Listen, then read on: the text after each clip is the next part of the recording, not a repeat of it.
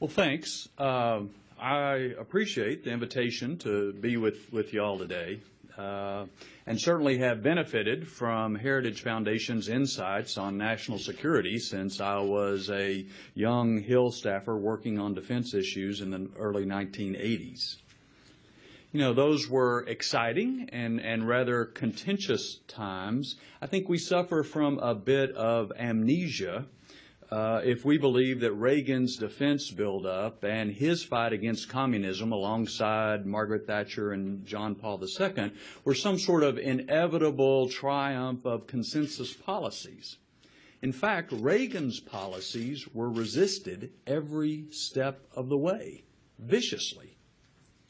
And just as steps that we need to take today are and will be resisted. I also think the effort of Heritage to look back a century at World War I is good and needed, partly to prevent the sort of amnesia that I just mentioned, and partly because there seems to be an inevitable tendency to abuse history for current political ends, even recent history. You know, we tend to err in one of two ways. Either we try to shoehorn whatever the current problem is into some sort of historical analogy, and it's usually Munich, Vietnam, or these days Iraq, and thereby make the outcome inevitable. Or we tend to forget the lessons of history and thereby fulfill Santayana's warning by repeating the mistakes of the past. The truth is, no result is inevitable. It depends on the decisions we and others make, but if we're wise, we can learn the lessons of history, take the principles of history, and apply them to the circumstances of today. So if I can shortcut to my bottom line, it is that peace through strength is one of those principles that we can and should relearn, refresh, and apply over and over again. Now, some people may ask whether this slogan really has any application in today's world. There are some who seem to believe that the national security challenges we face today are far too complicated for the simplistic approaches of some bygone era, that what we need is someone who is not tied to the past, who is nimble and smart enough to find just the right balanced approach for every single problem that we face. Today at West Point, the President is said to begin an effort to explain his national security policy to us. According to press reports, we, the American people, don't really understand just how deft the President's policies of hitting singles and doubles in foreign policy really is. The problem is us. But if we let him educate us, then we will come to have a greater appreciation of his more sophisticated, nuanced approach to these sorts of issues. Well, maneuver as he will, the United States does face a wide, complex array of threats. Mr. Putin has reminded us that Europe is not the serene, peaceful place that many people had assumed. Despite the administration's best efforts to persuade us otherwise, the terrorists have not all gone away. In fact, in many ways, the terrorist threat today that we face is more diverse and more difficult than ever before. I noted a story in the New York Times a few days ago in which the new director of the FBI said that before he was sworn in, he underestimated the terrorist threat.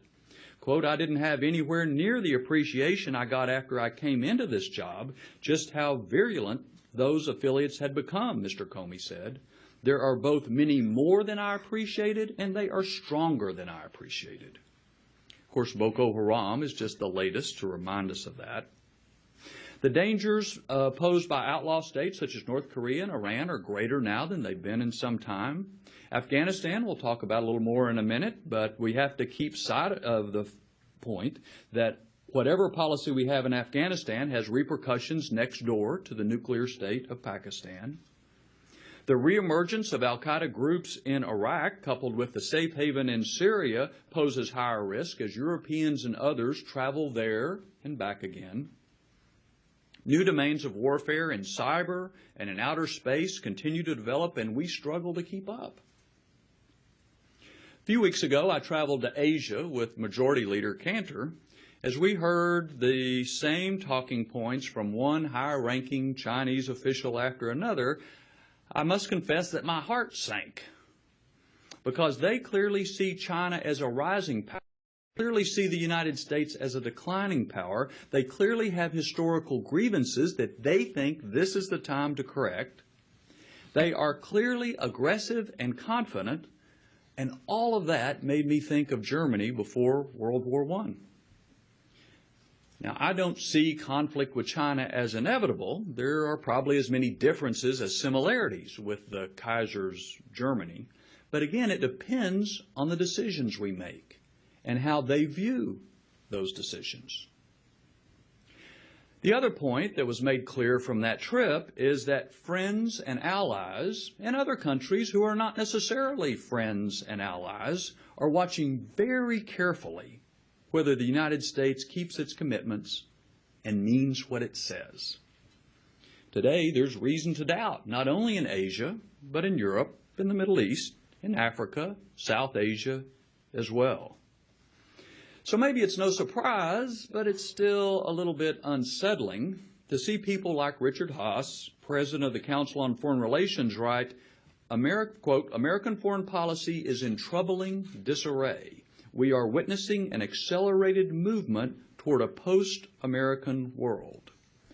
Or David Brooks in the New York Times, quote, "All around, the fabric of peace and order is fraying."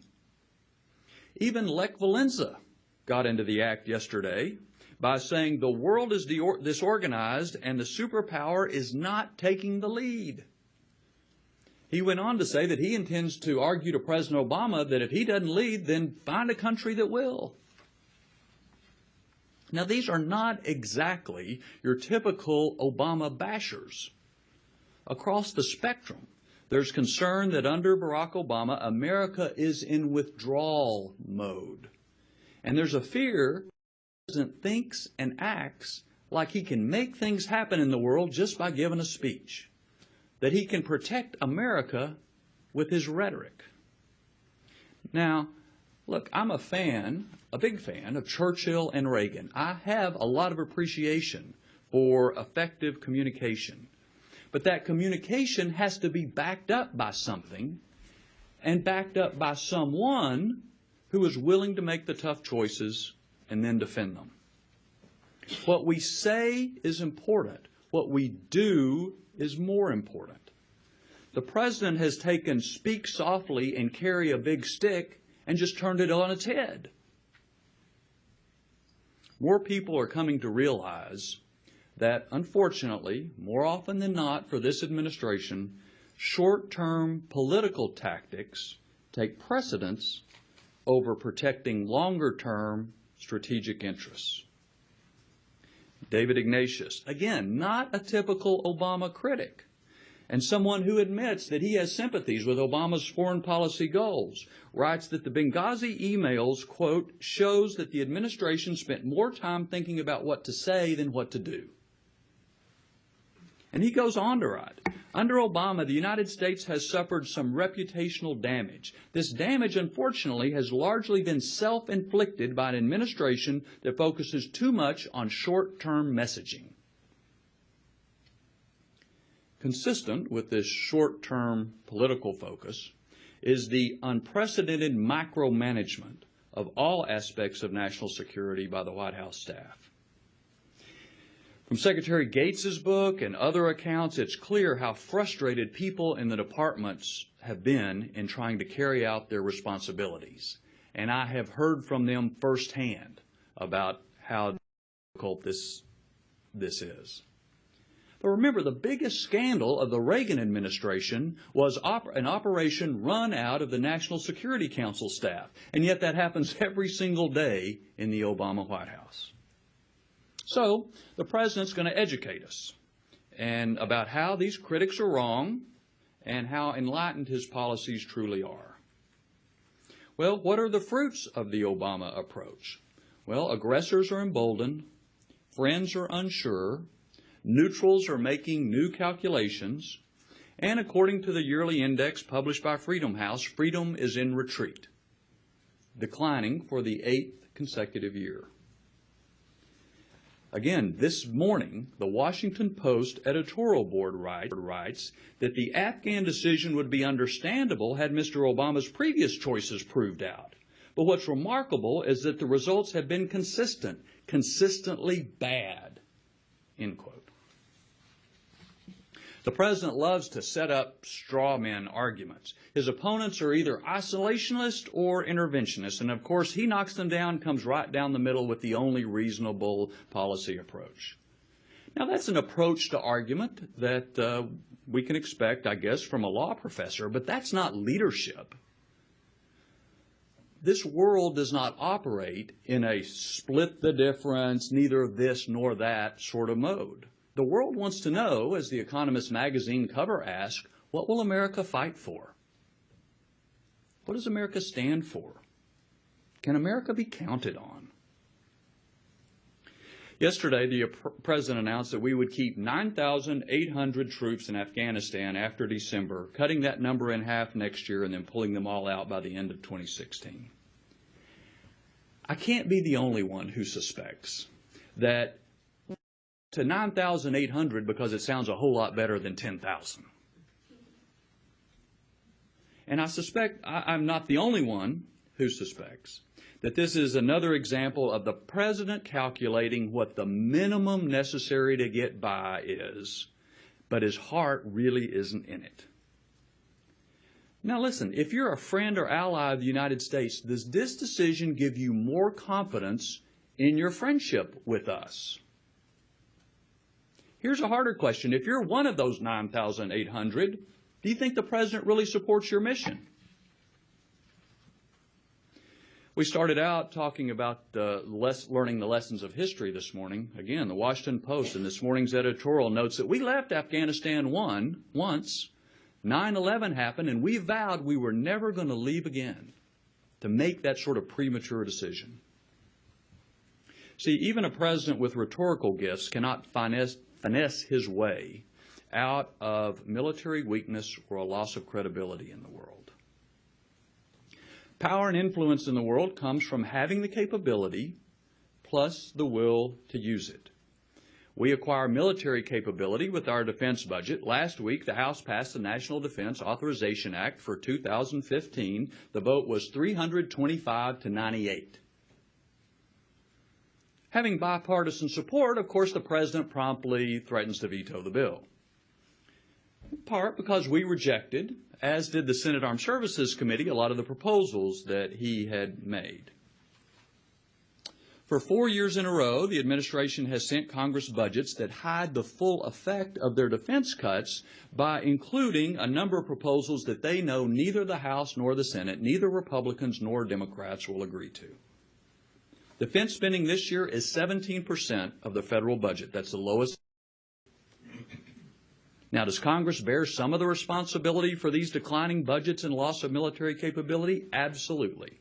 Both parties and both houses bear some of that responsibility, although I have to say I do think Mr. Putin has helped enlighten some of our Republican colleagues about the reasons that we always put national security first. But what we see over and over again, however, is that there is never any substitute for presidential leadership on matters of national security. And when it is lacking, American security suffers. So where are we headed with the budget? Well, if we don't find a way to replace the budget caps with something more reasonable, we are headed toward the smallest Army since World War II, the smallest Navy since 1931, and the smallest Air Force we've ever had. We have already arrived at a place where we have a nuclear weapons complex that is falling apart, just as the challenges in dealing with those aging complex machines is mounting. And the reason is we have not kept the funding commitments that were made in exchange for the Senate ratification of the New START Treaty. We've already arrived at a place where our national security space program is dependent upon Russian-made engines. So meanwhile, what's the rest of the world doing? According to The Economist magazine, if you look at the last 10 years of military spending, China is up 170%, Russia is up 110%. Even India, with all of its domestic challenges, is up 45%. The U.S. is up a meager 12%, and some of our best friends, Britain, France, and Italy, all went down. Of course, it's not just about how much money is spent. It's also about how that money is spent.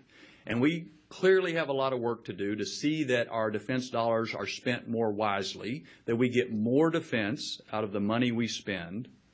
And we have a bipartisan, bicameral effort to work with the Pentagon and with industry to help reduce overhead and also improve our acquisition policies. But on the bigger budget picture, the administration resorts to political blamesmanship, accusing Congress of just being interested in parochial interests for not agreeing to their defense cuts. Is there some of that? Sure. Always has been, always will be. Is that the reason so many members of Congress in both parties have real doubts and concerns about where this administration is taking our country's security? I don't think so. I disagree with a lot of the President's proposals really for two reasons. One is I'm not sure they're well thought out. Last year they came to us and proposed that we keep the U-2 airplane and retire the Global Hawk. This year's budget proposal just reversed it and wants to retire the U-2 and keep the Global Hawk. When you flip-flop completely within 1 year, it doesn't give you a lot of confidence that these proposals have been thought out. I know this, if you talk to the commanders in Korea, they want to keep them both with the volatile young leader who's now in charge in the North. But the other reason I'm not willing to accept many of the administration's proposals is that I'm not willing to accept that we have to have a smaller military or a smaller role in the world. Most Republicans and many Democrats are not willing to throw up our hands in retreat and resign ourselves to a smaller military and that smaller role. Because we know that as the United States retreats, others will fill that void. And those others will not move the world toward greater freedom and greater prosperity. The United States is exceptional, and it's exceptional in a way that no other country in the world is. The President also accuses Republicans of wanting to use military force in every situation. Well, I don't. I think that's another of the President's straw man arguments. I do believe in smart power. I served on the Smart Power Commission that issued its report in 2007. We talked about having the full range of tools of national power and influence so that you could use the right tool for the right situation. Some of those tools, however, need to be big hammers. And every one of the tools are more effective if they are backed up by credible military power. But see, that's the rub. We have to have the military power, and it has to be credible. And we have to be credible about its use. David Ignatius wrote that the intangible factors of strength and credibility are, in fact, the glue of a rules-based international system. See, that's what's fraying our strength and our credibility. And that's the reason for the disarray. Cutting through it all was former Prime Minister Tony Blair, whose advice to us is, don't worry so much about being loved, just be strong. What the world needs now is for you to be strong. Of course, no one could say it better than President Reagan. Memorial Day, 1986, over at Arlington, quote, "And we owe them something, these boys. We owe them a promise to look at the world with a steady gaze and perhaps a resigned toughness, knowing that we have adversaries in the world and challenges, and the only way to meet them and maintain the peace is by staying strong." That, of course, is the lesson of this century, a lesson learned in the Sudetenland, in Poland, in Hungary, in Czechoslovakia, in Cambodia. If we really care about peace, we must stay strong. If we really care about peace, we must, through our strength, demonstrate our unwillingness to accept an ending of the peace. We must be strong enough to create peace where it does not exist, and strong enough to protect it where it does. End quote. The theme of this month here at Heritage is Protect America. The only way to do that, the only way for us to have peace, the only way for the world to have peace is for America to be strong and for America to be credible. Peace through strength applies as much now as it ever has. Thank you.